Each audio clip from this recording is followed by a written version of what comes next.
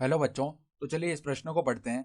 अवकल समीकरण D to Y बट्टा डी एक्स स्क्वायर की घात 2 प्लस में डी वाई बट्टा डी एक्स की घात 3 प्लस कॉस डी वाई बट्टा डी एक्स प्लस 2 बराबर 0 की घात तथा कोटि ज्ञात कीजिए।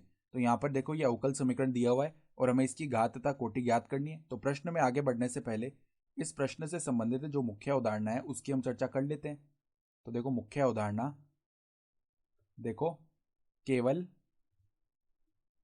केवल बहुपदीय बहुपदीय अवकल समीकरण की घात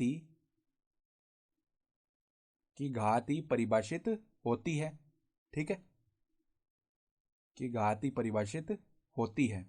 तो ये हमें यहां से पता होना चाहिए कि जो अवकल समीकरण बहुपदी के रूप में होता है केवल उसी की घात हम परिभाषित करते हैं। ठीक है, उसी की घात हम निकाल सकते हैं।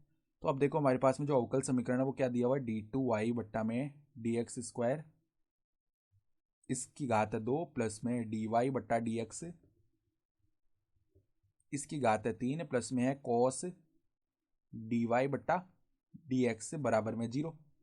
तो अब अगर हम इसकी कोटि लिखेंगे तो कोटि क्या होती है अवकल समीकरण की? कोटि होती है उच्चतम अवकलज की कोटि। उच्चतम अवकलज की जो कोटि आती है अवकल समीकरण में वही अवकल समीकरण की कोटि हो जाती है। तो यहाँ पे देखो उच्चतम अवकलज यानी कि उच्चतम अवकलन गुणांक कौन सा है, डी टू वाई बट्टा डी एक्स स्क्वायर। तो इसकी कोटि 2 है यानी कि कोटि तो हमारी 2 हो जाएगी। फिर घात देखें तो घात देखने के लिए पहले हमें यह देखना पड़ेगा कि ये जो अवकल समीकरण है ये बहुपदीय है या नहीं। तो ये बहुपदीय नहीं है क्योंकि यहाँ पे देखो कॉस का पद आ रहा है अवकल समीकरण में, कॉस डी वाई बट्टा डी एक्स इस प्रकार का पद आ रहा है। तो हम क्या कह सकते हैं, घात परिभाषित परिभाषित नहीं है। ठीक है,